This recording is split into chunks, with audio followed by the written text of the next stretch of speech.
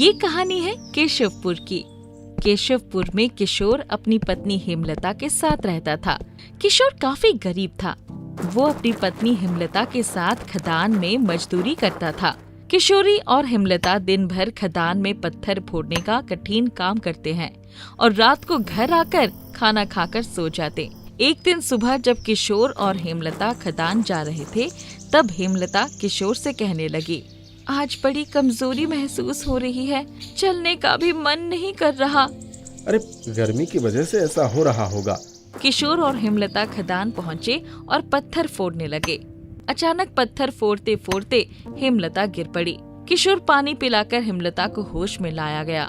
हेमलता के होश में आते ही ठेकेदार बोला, भाई किशोर, इसे अस्पताल ले जा और ये ले पैसे। चल अब तू जल्दी जा, ज्यादा लेट करने से कहीं कुछ गड़बड़ ना हो जाए। ठेकेदार से पैसे लेकर किशोर हेमलता को सरकारी अस्पताल ले गया। हेमलता का चेकअप करके डॉक्टर कहने लगा, खून की कमी है, फौरन खून चढ़ाना होगा। अरे कोई दूसरा उपाय नहीं है? खून चढ़ाने से तो बहुत पैसों की जरूरत पड़ेगी। मेरे पास तो उतने पैसे नहीं है। नहीं चढ़ाना चाहते हो तो इन्हें रोज नारियल पानी पिलाओ। नारियल पानी तो बहुत महंगा चल रहा है। वो आप देख लो, मुझे जो बोलना था मैंने बोल दिया। किशोर हेमलता को घर लाया और उसे सुलाकर नारियल पानी ढूंढने निकल पड़ा। मेरे पास पैसे नहीं और पैसे नहीं तो नारियल पानी नहीं। चलते चलते किशोर ऐसा सोच ही रहा था कि तभी उसकी नजर साहूकार के घर के सामने खड़े एक कूड़ेदान पर पड़ी। कूड़ेदान में एक नारियल पड़ा हुआ था। किसी से भीख मांगने से अच्छा इस सूखे नारियल को घर ले जाता हूँ। थोड़ा बहुत पानी तो निकल ही जाएगा। किशोर नारियल घर लेकर आ गया और नारियल को तोड़ने की बहुत कोशिश की, पर नारियल नहीं टूटा। वो गुस्से में नारियल को बगीचे में फेंककर घर के अंदर आ गया। आधी रात में अचानक जमीन थरथराई और किशोर हेमलता की नींद टूट गई। लगता है भूकंप आ गया है। नहीं, भूकंप नहीं, खदान में ब्लास्ट हुआ है शायद। सो जाओ तुम। सुबह होते ही किशोर घर से बाहर आया। बाहर आते ही उसने देखा कि घर के सामने एक विशाल नारियल पड़ा हुआ है जो किसी पहाड़ जैसा था। किशोर को अपनी आंखों पर विश्वास ही नहीं हो रहा था। उसने चिल्लाते हुए हेमलता को बुलाया। हेमलता बाहर आई तो वो भी नारियल देखकर दंग रह गई थी। इतना बड़ा नारियल! कुछ समझी हेमलता? रात को ना भूकंप आया था, ना खदान में ब्लास्ट हुआ था। जमीन थर्राई थी क्योंकि ये नारियल का पेड़ बड़ा हो रहा था। देखते देखते खबरें पूरे केशवपुर में फैल गई और विशाल नारियल को देखने लोगों की भीड़ उमड़ पड़ी। किशोर हाथ में छुरी लेकर नारियल काटने लगा। बाप रे बाप, ये नारियल तो बड़ा ही सख्त है। अब इस नारियल से पानी कैसे निकालेंगे? तभी ठेकेदार वहाँ पहुँचा। नारियल देखकर ठेकेदार भी दंग रह गया। अरे किशोर, ये नारियल देखकर मेरी हालत खराब हो गई। क्या तुमने इस नारियल से नारियल पानी निकालने की कोशिश की? कैसे निकालूं मालिक? सुबह से मैंने बहुत कोशिश की इस नारियल को तोड़ने की, पर ये नारियल इतना सख्त है कि छुरी काम नहीं कर रही है। छुरी से काम नहीं बनेगा। मैं खदान से बोरवेल मशीन, कुछ टैंकर, पंप मांगता हूँ। बोरवेल मशीन से इसे ड्रिल करेंगे और वाटर पंप से सारा पानी टैंकर में भर लेंगे। फिर क्या था, ठेकेदार ने फटाफट फोन घुमाए और सारा सामान हाजिर हो गया। बोरवेल मशीन नारियल पर चढ़ाया गया और नारियल को ड्रिल किया गया। फिर नारियल पानी के हॉल में वाटर पंप डाला गया और पाइप टैंकर्स में छोड़ा गया। पंप शुरू होते ही नारियल का सारा पानी टैंकर्स में गिरने लगा। देखते देखते 20 टैंकर्स फूल गए। किशोर, 20 टन पानी निकला है। किशोर ये सुनकर हैरान हो गया। हेमलता जिंदगी भर पिए तो एक टैंकर खत्म ना कर पाएगी, फिर 20 टैंकर जूस का क्या करेंगे? तो चिंता ना करो, मैंने पूरी व्यवस्था कर दी है। ठेकेदार की बात खत्म होते ही एक कंपनी के कुछ अफसर वहां आए और कहने लगे, मिस्टर किशोर, हम अमृत रस कंपनी से आए हैं। हमारी कंपनी नारियल पानी बेचती है, इसीलिए हम आपके सारे टैंकर्स खरीदना चाहते हैं। जानते हो किशोर, 20 टैंकर के ये कितने पैसे दे रहे हैं? पूरे 5 करोड़। 5 करोड़ सुनते ही किशोर का सिर चकरा गया। ये तो बहुत अच्छी बात है, लेकिन सारा नारियल पानी आप ले जाएंगे तो मेरी हेमलता क्या पिएगी?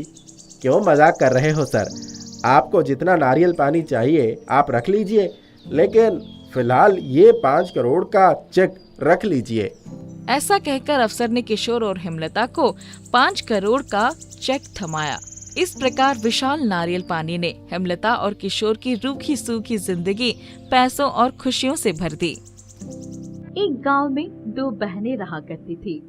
बड़ी बहन का नाम रेखा था और छोटी बहन का नाम सुषमा था। बड़ी बहन 11 वर्ष और छोटी बहन 5 वर्ष की थी। तब उनके पिता का देहांत हो गया था और माँ की मृत्यु पहले ही हो चुकी थी। पिता के जाने के बाद रेखा पर उसकी छोटी बहन की जिम्मेदारी आ गई थी। घर चलाने के लिए बड़ी बहन मिट्टी का बर्तन बनाने का काम किया करते थे। सुषमा, मैं दुकान पर जा रही हूँ, घर का ख्याल रखना। हाँ ठीक है, आप जाओ। जब रेखा ने शुरुआत की थी तब उसे बहुत कठिनाइयाँ हुई थी, मगर समय के साथ सबको उसका काम अच्छा लगने लगा था। पूरे गांव में उसके काम की प्रशंसा होने लगी थी। आसपास के गांव के लोग भी उसका सामान खरीदने आया करते थे। रेखा अपने बर्तनों पर काफी सुंदर आकृति बनाती थी। आकृतियाँ उसके बर्तनों को बाकियों के बर्तनों से अलग बनाती थी। रेखा अपने काम से बहुत खुश और संतुष्ट थी। रेखा कमाए हुए पैसों से अपने और सुषमा का ख्याल रखती थी।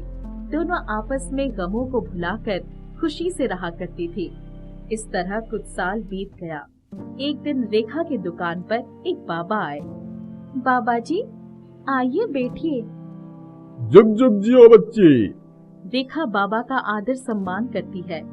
जाते वक्त बाबा जो बात बताकर जाते हैं उससे सुनने के बाद वो बहुत परेशान हो गई।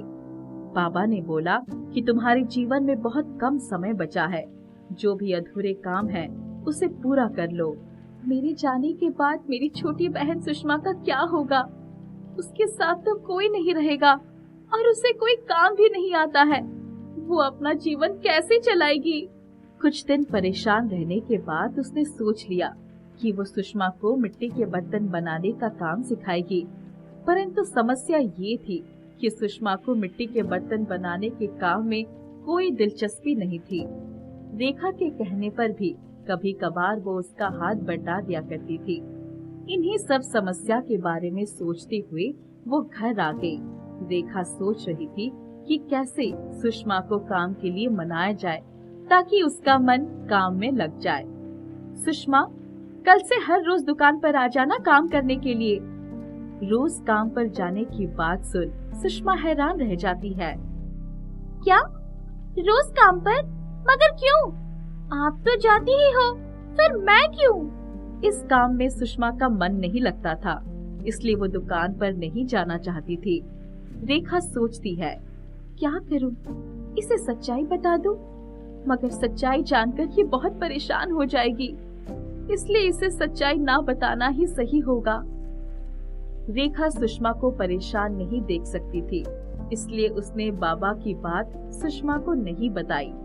सुषमा के बार बार पूछने पर रेखा उसे डांट देती है। मुझे कुछ भी नहीं सुनना, दिन भर बस आराम करती रहती हो। चुपचाप से कल से काम पर आ जाओ। दीदी के डांट के कारण चिढ़कर सुषमा ठीक है बोलकर चली गई। सुषमा कुछ दिनों तक रेखा के साथ काम करती है, मगर कुछ भी सही से सीख नहीं पाई। सुषमा के काम में मन न लगने के कारण रेखा समझ नहीं पा रही थी कि आखिर उसके जाने के बाद सुषमा का क्या होगा। पता नहीं दीदी को क्या हो गया, ये तो मेरे पीछे ही पड़ गई है। अचानक क्या हुआ है जो वो ऐसे बर्ताव कर रही है? पहले तो कभी इतना काम पर जोर नहीं दिया करती थी। एक दिन काम से आते वक्त सुषमा ने रेखा से पूछा, दीदी, आखिर इस बार क्या नया है जो आप मुझे काम सिखाने के लिए इतना प्रयास कर रही हैं? सुषमा के काम ना सीखने से दुखी होकर रेखा को बाबा की बात बतानी पड़ी। सुषमा, एक बाबा ने कहा था कि अब मैं ज्यादा दिन तक जीवित नहीं रह पाऊंगी, इसलिए मैं चाहती हूँ तुम मेरे जाने से पहले सारा काम सीख लो ताकि तुम्हें कोई दिक्कत ना हो। रेखा की बात सुनकर सुषमा हंसने लगती है और बोलती है, तुम भी ना दीदी किसी बाबा के चक्कर में पड़ गई हो, ऐसा कुछ नहीं होता। सुषमा की ये बात सुनकर रेखा और भी दुखी हो जाती है। रेखा को दुखी देखकर सुषमा बोलती है, अच्छा ठीक है, अब आप दुखी मत हो, मैं कल से मन लगाकर काम करूंगी। उसने रेखा को बताया कि उसका मन काम में इसलिए नहीं लगता है क्योंकि उसे लगता है कि वो कभी भी बर्तन पर रेखा के जैसे आकृति नहीं बना सकती है। मैं भले ही अच्छे से आकृति नहीं बना पाती, मगर फिर भी आपके मन की संतुष्टि के लिए कल से पूरा मन लगाकर काम करूंगी। और हाँ, आप बाबा की बात पर यकीन न करें। रेखा के मन में अभी भी बाबा की बातें ही चल रही थी। कुछ महीने तक काम करने के बाद सुषमा भी काफी अच्छी आकृति बना लेती है। वाह सुषमा, आखिर तुमने ये काम सीख ही लिया, अब मुझे कोई चिंता नहीं। सुषमा ने मिट्टी के बर्तन की दुकान अच्छे से संभाल ली थी। अभी कुछ ही दिन बीते थे सुषमा की दुकान संभाले हुए, तभी रेखा बीमार पड़ जाती है। कई दिनों तक इलाज के बाद भी उसकी तबीयत में सुधार नहीं आती है। ये देख सुषमा को बाबा की बात सच लगने लगती है और वो भी रेखा के लिए परेशान रहने लगती है।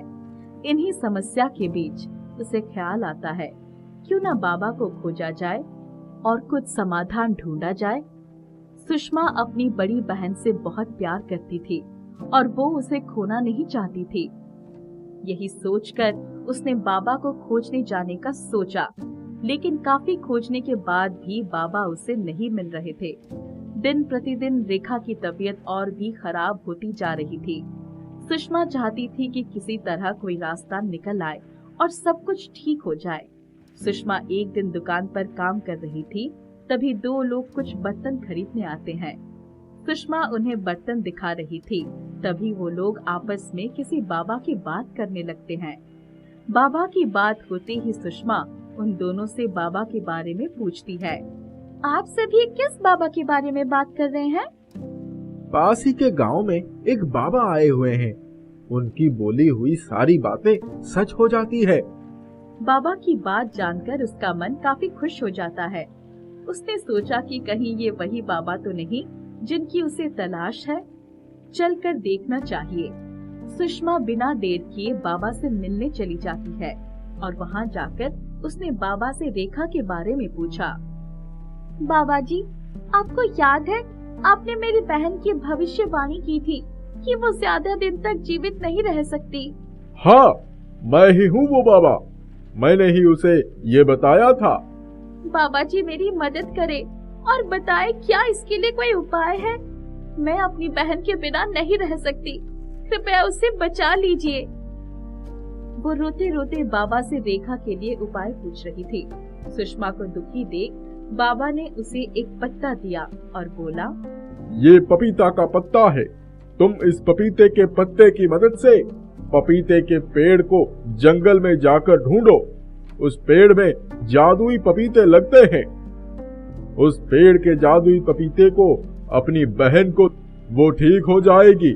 और हाँ, ध्यान रखना, उस पेड़ से एक ही पपीता तोड़ना, उससे ज्यादा नहीं। ये सुन सुषमा जंगल में अकेली चली जाती है और पत्ते के सहारे पपीते के पेड़ को ढूंढने लगती है। पूरे जंगल में उसे सिर्फ एक पपीता का पेड़ दिखता है।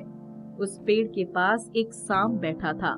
वो बहुत हिम्मत करके उस सांप को वहां से भगाती है और उस पपीते के पेड़ से एक पपीता तोड़ लेती है और वापस घर लेकर आती है। घर आकर वो पपीता रेखा को खिलाती है। कुछ दिनों के बाद ही रेखा बिल्कुल स्वस्थ हो जाती है। अपनी बहन को वापस स्वस्थ देख सुषमा भी बहुत खुश हो जाती है। इस तरह सुषमा अपनी बहन की जान बचा लेती है और जब वो भी जिम्मेदार बन गई थी, सभी काम में अपनी बड़ी बहन की मदद किया करती थी। शालू नाम की एक बच्ची थी। उसके स्कूल के सामने एक खाली मैदान था और उस खाली मैदान में एक इमली का पेड़ था। स्कूल खत्म होते ही वो हर रोज इमली के पेड़ के पास आती थी। कुछ इमलियां गिरी हुई होती थी, उन्हें उठाकर खाने लगती थी और थोड़े इमली अपने पास रख लेती थी। स्कूल से लौटते वक्त उसे एक बूढ़े बाबा भीख मांगते हुए दिखते हैं। बाबा, मेरे पास पैसे तो नहीं है, मेरे पास इमली है, मैं ये हर रोज आपको दे सकती हूँ। शालू हर रोज बाबा के कटोरे में इमली रखकर चली जाया करती थी। कुछ सालों बाद शालू की स्कूल की पढ़ाई खत्म हो जाती है और वो स्कूल छोड़ देती है। अब वो बाहर पढ़ने के लिए जाने वाली थी। बाहर जाने से पहले एक दिन वो वापस बाबा के पास आती है। बाबा जी, मुझे माफ कीजिएगा, अब से मैं यहाँ नहीं आ पाऊंगी, ना ही आपको इमली दे पाऊंगी, क्योंकि मेरी स्कूल खत्म हो चुकी है, इसलिए मैं बाहर पढ़ने जा रही हूँ। जुग जुग जियो बच्ची, खूब नाम करो। शालू पढ़ने बाहर चली जाती है। एक दिन भीख मांगते मांगते वो बूढ़ा आदमी आगे बढ़ा जा रहा था, तभी एक गाड़ी आती है और उसे टक्कर मार देती है, जिससे उसकी मृत्यु हो जाती है। कई साल बीत जाते हैं। अपनी पढ़ाई पूरी करके शालू अपने घर वापस आ जाती है। वही उसकी एक अच्छी नौकरी लग जाती है। अब वो बहुत पैसे कमाने लगी थी। धीरे धीरे उसके घर की स्थिति और भी अच्छी होने लगी थी। शालू अपने पैसे से घर वालों की सभी जरूरत पूरी किया करती थी और छोटी छोटी जिद भी शालू सबकी पूरी किया करती थी। एक दिन शालू की माँ उससे कहती है, शालू बेटा, मैं बहुत दिनों से तुझसे एक बात कहना चाह रही थी। हाँ माँ, बोलिए, क्या बात कहना चाह रही हो आप? बेटा, तेरी उम्र शादी की हो गई है, तुझे अब शादी कर लेना चाहिए। माँ, अगर मैं चली जाऊंगी तो आप लोग कैसे रह पाओगे? अरे बेटा, हमारा चिंता क्यों करती है? तू अपनी सोच, अब तुझे अपना घर बसा लेना चाहिए। तू पढ़ने गई थी, तब भी तो हम रहते थे, वैसे ही आगे भी रह लेंगे। अब अपने लिए तुझे हमेशा के लिए अपने पास तो नहीं रख सकते। कल ही मैं कुछ लड़कों की तस्वीरें तुझे दिखाती हूँ। कल होकर शालू की माँ कुछ लड़कों की तस्वीरें शालू को दिखाती है। लड़कों से मिलते जुलते अंत में सभी को एक शुभम नाम का लड़का पसंद आ जाता है। कुछ ही महीनों बाद शुभम और शालू की शादी हो जाती है। शादी करके शालू अपने ससुराल आती है। ससुराल में कोई भी उसे पसंद नहीं करता था। उसकी ननद तो सीधी मुंह बात भी नहीं करती थी और उसकी सास हमेशा उसे ताना सुनाया करती थी। घर के सारे काम भी करवाया करती थी, उसके बावजूद भी डांटा करती थी। कैसे लोग हैं यहाँ, कुछ भी कर दो, इन लोगों को कदर ही नहीं, सभी को सिर्फ अपनी ही पड़ी है। इससे अच्छा तो मैं अपने घर में ही रह रही होती। कुछ महीने तक ये सब सहने के बाद शालू सोच लेती है कि अब वो ये बात अपने पति को बता कर रहेगी। एक दिन शालू अपने पति को सारी सच्चाई बताती है। इस घर में कोई भी मुझसे अच्छा व्यवहार नहीं करता, कोई मुझे पसंद नहीं करता। सासू माँ हर वक्त मुझे ताने मारती रहती है और घर का सारा काम करवाने के बाद भी मुझे सुनाती है। आप ही बताइए, ऐसे में मैं कैसे रह सकती हूँ? अरे शालू, कैसी बातें करती हो? मेरी माँ और बहन बहुत अच्छी हैं, वो कभी ऐसा नहीं कर सकती। हाँ, तुम नहीं हो तो कुछ समय तो लगता ही है सबके साथ घुलने मिलने के लिए। अच्छा, इसका मतलब आपको भी मेरी बातों पर भरोसा नहीं है। कोई बात नहीं, अब से मैं आपसे भी कुछ नहीं बोलने वाली। शादी के 1 साल बीत जाते हैं। तभी सालू की सास उसे पोते के लिए ताना मारना शुरू कर देती है। देख शालू, मुझे एक पोता चाहिए, इतना समय हो गया, अब तक तुझे कोई बच्चा नहीं हुआ। सासू माँ कैसी बातें कर रही हैं? अभी तो सिर्फ 1 ही साल हुआ है। मैं कुछ नहीं सुनना चाहती, मुझे तो एक पोता चाहिए। मैं तो ये बात शुभम से भी कहने वाली हूँ। शालू की सास शुभम से भी एक पोते देने की जिद करने लगती है। एक दिन शुभम शालू से कहता है, चलो शालू, माँ की ये जिद पूरी कर ही देते हैं। कल ही चलकर एक अच्छे डॉक्टर से बात कर लेते हैं। जैसी आपकी मर्जी। अगले दिन वो डॉक्टर से बातचीत करने जाते हैं। डॉक्टर शालू की जांच करते हैं और 2 दिन बाद रिपोर्ट लेकर जाने की बात कहते हैं। 2 दिन बाद शुभम डॉक्टर से रिपोर्ट लेने जाता है तो डॉक्टर उसे बोलते हैं कि कुछ दिक्कतों की वजह से शालू कभी माँ नहीं बन सकती। ये सुन शुभम को बहुत बड़ा झटका लगता है। वो रिपोर्ट लेकर घर आता है और सभी को सच्चाई बताता है। सच सुनते ही शुभम की माँ और बहन शालू को बहुत गंदी गंदी बातें बोलने लगती हैं। माँ, इसमें इसकी क्या गलती है? हम बच्चा गोद भी तो ले सकते हैं। आप इसे क्यों सुना रही हैं? छी शुभम, तुम कैसी बातें कर रहे हो? जरा सोच समझकर बोलो। अगर ये बच्चा नहीं दे सकती तो कोई बात नहीं, हम तेरी दूसरी शादी करवाएंगे, तू चिंता मत कर। शुभम शालू से बहुत प्यार करता था। माँ की ये बात उसे जरा भी पसंद नहीं आती है। माँ, आप ये क्या बोल रही हैं? मैं कभी किसी और लड़की से शादी नहीं करूंगा और हमेशा शालू के साथ ही रहूंगा। शालू की सास हर रोज शालू को ताने मारने लगती है, कड़वी कड़वी बातें बोलने लगती है। एक दिन शुभम खुद अपने कानों से सारी चीजें सुन लेता है।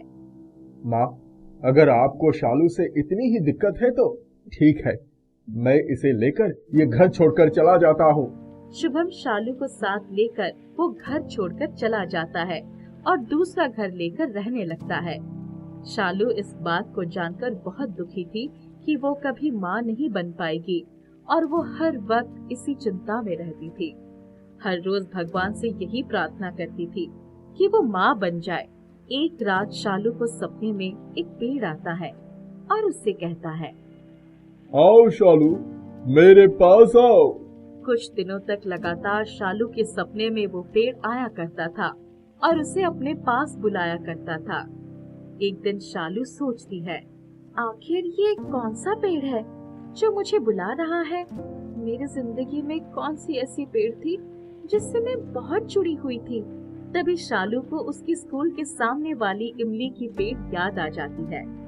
शालू अपने स्कूल के पास वाली मैदान में आती है और इमली की पेड़ के पास जाती है। क्या तुम ही मुझे बुला रहे थे? हाँ शालू, मैं ही तुम्हें बुला रहा था। मैं तुम्हारी समस्या दूर करना चाहता हूँ। तुम्हें याद है, तुम हर रोज एक बाबा को इमली दिया करती थी। तुम्हारे जाने के कुछ सालों बाद एक सड़क दुर्घटना में उनकी मौत हो गई। मैं उसकी आत्मा हूँ। अब मैं इसी पेड़ में रहता हूँ। ये सब सुन शालू चौंक जाती है। बाबा जी, प्रणाम। शालू, तुम माँ नहीं बन सकती, इस वजह से तुम बहुत परेशान रहती हो। मैं ये जानता हूँ, इसीलिए मैं तुम्हारी मदद करना चाहता हूँ। मगर वो कैसे? इस पेड़ से एक इमली तोड़ लो। शालू उस पेड़ से एक इमली तोड़ लेती है। ये एक जादुई इमली है। तुम इस इमली को खाओ, देखना जरूर माँ बन जाओगी। शालू वो इमली को खाती है और पेड़ को प्रणाम कर चली जाती है। कुछ ही महीनों बाद शालू को खुशखबरी मिलती है कि वो माँ बनने वाली है। ये सुन शुभम और शालू बहुत खुश होते हैं। धन्यवाद बाबा जी, ये सब आपकी दी हुई जादुई इमली का कमाल है। शालू को एक प्यारी सी बेटी होती है। अब शुभम और शालू खुशी खुशी अपनी बेटी के साथ रहने लगते हैं। एक गांव में एक राम भरोसे नाम का बूढ़ा किसान रहता था। उसके पास बहुत सारे खेत थे। उसके 4 बेटे थे। वह अपने चारों बेटों के साथ खेती किया करता था। जो सबसे छोटा बेटा था, उसका नाम गोलू था। राम भरोसे गोलू से बहुत प्रेम करता था। गोलू भी अपने पिताजी की हर बात मानता था। एक बार राम भरोसे ने अपने बेटों से कहा, खेतों में इस बार खरबूज की बीज डालनी होगी। पिताजी, खरबूजों की बीज लगाने के लिए तो शहर जाना पड़ेगा। उसमें क्या है, शहर जाकर बीज ले आओ। परंतु पिताजी, खेतों में बहुत काम है। वहाँ कम से कम 3 लोगों की जरूरत है। इसीलिए हम 3 भाई खेतों का काम करते हैं और गोलू को आप शहर भेज दीजिए। बेटा गोलू, क्या तुम शहर जाकर बीज ले आओगे? जी पिताजी, मैं शहर चला जाऊंगा। अगले दिन गोलू शहर के लिए निकल जाता है। उधर गांव में राम भरोसे बीमार हो जाता है। 3 बड़े भाई डॉक्टर को बुलाते हैं, लेकिन इलाज के बावजूद भी उसकी तबीयत नहीं संभलती। राम भरोसे 3 बेटों से कहता है, बेटा, जरा कोई सरपंच को तो बुला लाओ। सरपंच जी, मुझे लगता है कि अब मैं और नहीं जीऊंगा। इसीलिए मैं आपके सामने कहता हूँ कि मेरे मरने के बाद आप मेरे 4 बेटों में बराबर से मेरी जमीन को बांट देना, ताकि मेरे 4 बेटे आराम से जीवन यापन कर सकें। राम भरोसे जी, जैसी आपकी इच्छा। राम भरोसे इतना कहकर थोड़ी देर के बाद मर जाता है। और तीनों बेटे रोने लगते हैं। अपने पिता का क्रियाकर्म करने के बाद तीनों भाई सरपंच के पास जाते हैं और कहते हैं, सरपंच जी, हम आपसे कुछ बात करने आए हैं। बोलो, क्या हुआ? सरपंच जी, हम चाहते हैं कि पिताजी की जमीन में से थोड़ी सी जमीन गोलू को मिल जाए, बाकी हम तीनों भाइयों में बांट दिया जाए। अरे लेकिन राम भरोसे ने तो कहा था कि जमीन को चारों भाई में बराबर से बांटना है। अरे सरपंच जी, पिताजी ने सिर्फ आपके सामने ही तो कहा था ना, और कोई तो नहीं था वहाँ। गोलू आएगा तो आप कह दीजिएगा कि तुम्हारे पिता ने ऐसा कहा था कि थोड़ी सी जमीन गोलू को देकर बाकी सारी जमीन तीनों बड़े भाइयों में बांट देना। ऐसा करने पर हर साल जो माल बिकेगा उसके 15% पैसे हम आपको दे देंगे। यह सुनकर सरपंच को लालच आ जाता है। जब गोलू शहर से लौटता है तो अपने पिता के बारे में सुनकर बहुत रोता है। थोड़ी देर के बाद तीनों भाई सरपंच को लेकर आते हैं। सरपंच गोलू को राम भरोसे की वसीयत सुनाता है। लेकिन पिताजी इतनी नाइंसाफी कैसे कर सकते हैं? बेटा, ये राज तो तुम्हारे पिताजी के साथ ही दफन हो गया। अगर पिताजी की यही इच्छा थी तो मुझे ये बात माननी होगी। मगर गोलू अंदर से संतुष्ट नहीं हो पाता। तीनों बड़े भाई अपनी बड़ी बड़ी जमीनों में खेती करने लगते हैं और गोलू के हिस्से में बहुत छोटी सी जमीन आती है जो खेती करने के काबिल नहीं थी। तीनों भाई ढेर सारा अनाज उगाते हैं, अच्छे दामों पर बेचकर ढेर सारे पैसे कमाते हैं। देखते ही देखते कई साल गुजर जाते हैं और खेती न करने के कारण गोलू के पास बचे कुचे पैसे भी समाप्त हो जाते हैं। यहाँ तक कि गोलू को खाने के लाले पड़ जाते हैं। एक दिन गोलू अपनी बंजर जमीन के पास बैठा था। अचानक उस जमीन में से एक अंगूर का पेड़ उगता है और देखते ही देखते बहुत बड़ा हो जाता है। उस पेड़ पर अंगूर के गुच्छे लटके रहते हैं। गोलू यह सब देखकर हैरान हो जाता है। उस रसीले अंगूर को देखकर गोलू के मुंह में पानी आ जाता है और वह पेड़ के पास जाता है और अंगूर का एक गुच्छा तोड़कर खाने लगता है। वाह, इतने रसीले और मीठे अंगूर तो मैंने कभी नहीं खाए। तभी अचानक उस पेड़ से आवाज आती है, गोलू, तुमको मेरे अंगूर कैसे लगे? गोलू आवाज सुनकर डर जाता है और डरी हुई आवाज में कहता है, कौन हो तुम? मैं जादुई अंगूर का पेड़ हूँ। अच्छा, तुम्हारा जादू कैसे काम करता है? अगर कोई सच्चा इंसान मेरा अंगूर खाएगा तो उसको अंगूर बहुत मीठा लगेगा, और अगर कोई झूठा या चोर आदमी मेरा अंगूर खाएगा तो उसका मुंह काला हो जाएगा। अच्छा, तो ये बात है। जिस गांव में गोलू रहता था वह गांव राजा हरिश्चंद्र के राज्य के अंदर आता था। एक बार राजा के ताज में लगा हीरा चोरी हो जाता है। राजा के ही दरबारियों में से किसी ने हीरा चुराया होता है। राजा अपने हीरे के लिए बड़ा परेशान था क्योंकि वह हीरा खानदानी और बहुत कीमती था। राजा ने अपने दरबारियों को वहां बुलाया और कहा, मैं जानता हूँ कि तुम में से किसी ने हीरा चुराया है। शराफत से बता दो कि हीरा किसने चुराया है, वरना तुम सबका सर कटवा दिया जाएगा। राजा का वजीर बोला, हुजूर, जल्दबाजी में फैसला ना लीजिए, ऐसे तो बहुत सारे बेगुनाहों की जान चली जाएगी। तो फिर कैसे चोर का पता लगाया जाए? मैंने सुना है कि हमारे राज्य में जो गांव है वहाँ बड़े समझदार लोग रहते हैं। क्यों ना हम गांव वालों से ऐलान करवा दें कि जो भी राजा हरिश्चंद्र की समस्याओं को हल करेगा उसको मुंह मांगी कीमत दिया जाएगा। शायद हमारी समस्या आसानी से हल हो जाए। ठीक है। अगले दिन सारे गांव में राजा के सिपाही यही ऐलान करते हैं, जो भी राजा हरिश्चंद्र की समस्या को हल करेगा उसको मुंह मांगा इनाम दिया जाएगा। गोलू एक सिपाही को बुलाता है और पूछता है, राजा की कैसी समस्या है? राजा के ताज का हीरा चोरी हो गया है। चोर दरबार में है, परंतु किसी को नहीं मालूम कि हीरा किसने चुराया है। मैं इस समस्या को हल कर सकता हूँ, फिर तुमको मेरे साथ चलना होगा। ठहरो जरा। गोलू अपने जादुई अंगूर के पेड़ के पास जाता है और एक अंगूर का गुच्छा तोड़कर राजा के दरबार में हाजिर होता है। हुजूर, इसका नाम गोलू है और ये कहता है कि आपकी समस्या हल कर देगा। राजा गोलू से कहता है, अगर हमारी समस्या हल ना कर सके तो तुमको कारागार में बंद कर दिया जाएगा। मुझे मंजूर है, हुजूर, मैं जो अंगूर लेकर आया हूँ उसमें से एक एक अंगूर सारे दरबारियों को खिला दीजिए। जिसने भी चोरी की होगी उसका मुंह काला हो जाएगा।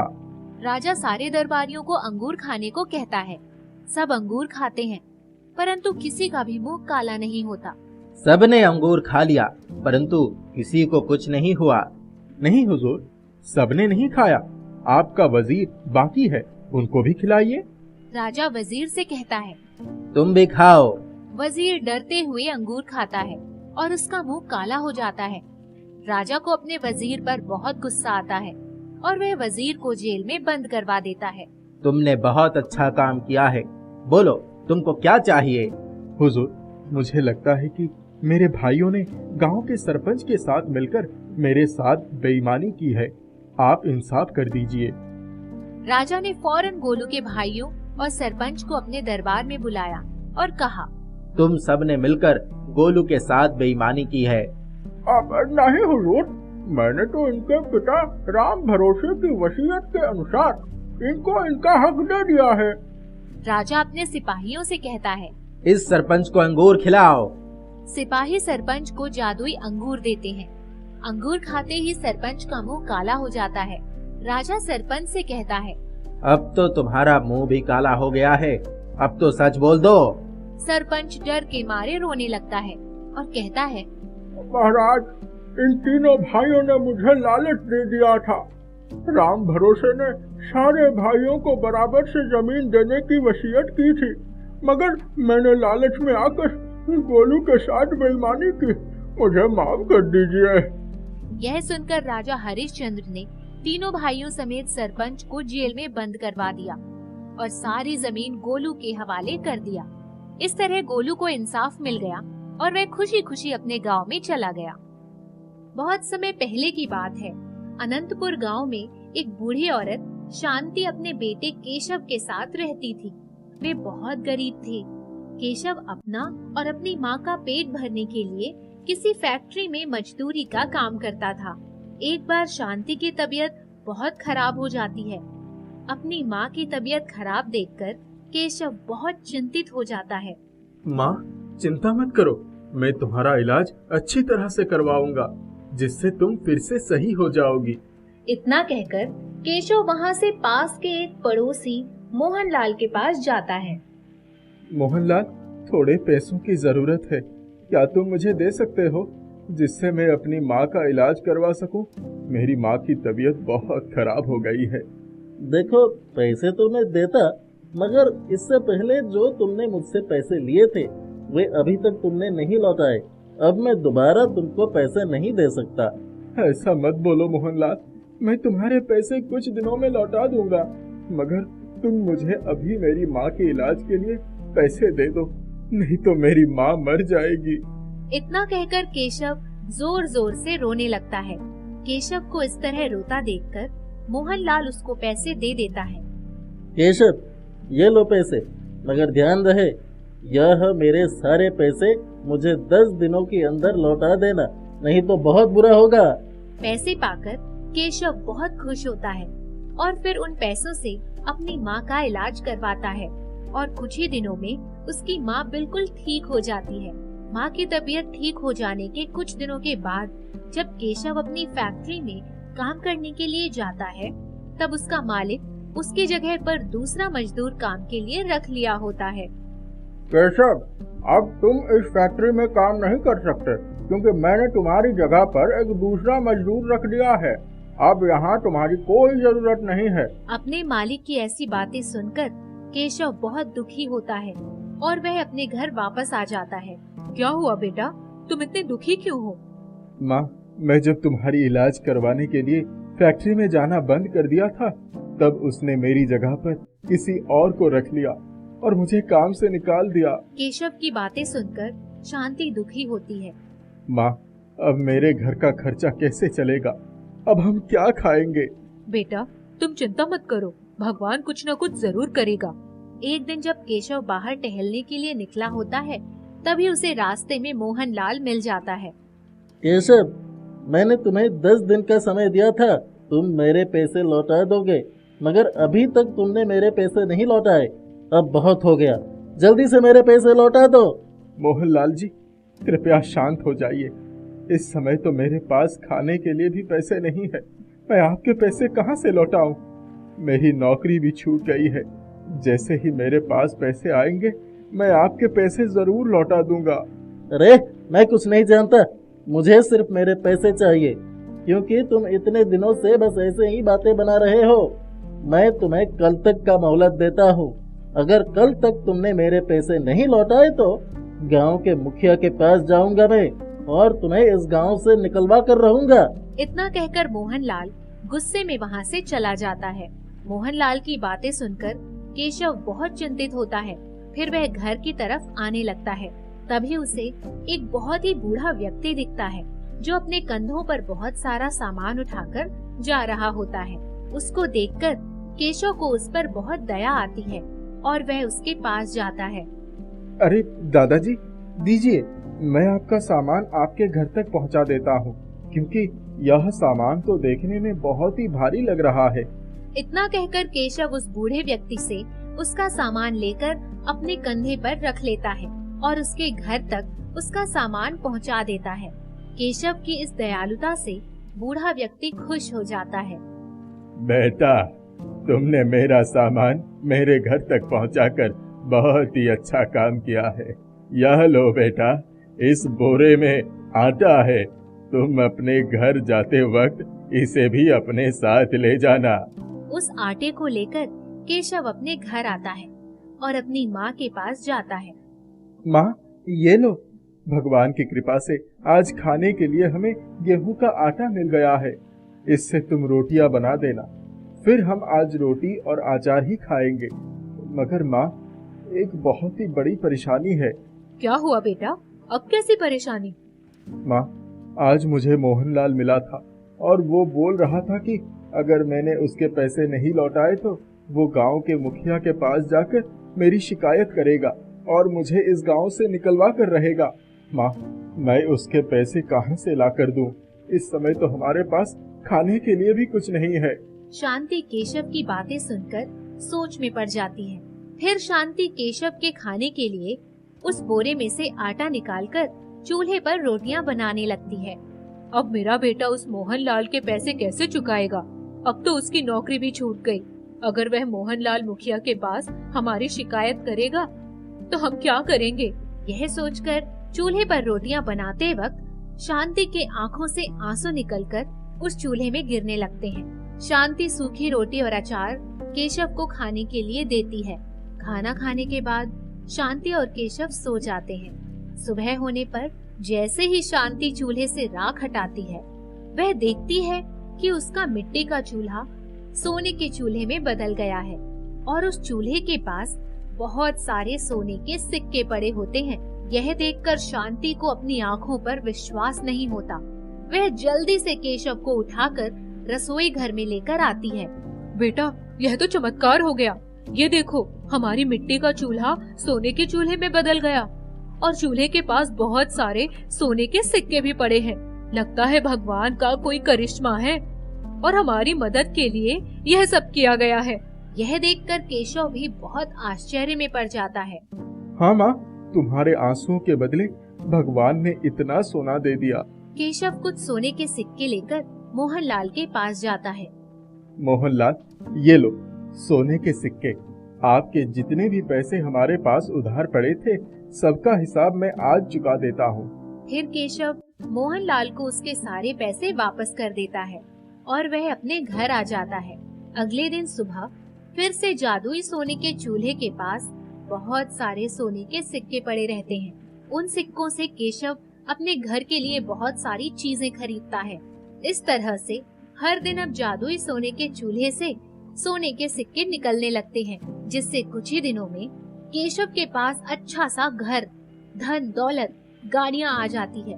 वह उन पैसों से एक अच्छा सा बिजनेस शुरू कर लेता है और उसका बिजनेस भी कुछ ही दिनों में कामयाब हो जाता है, जिससे केशव की सारी गरीबी दूर हो जाती है। केशव और उसकी माँ शांति बहुत खुश होते हैं।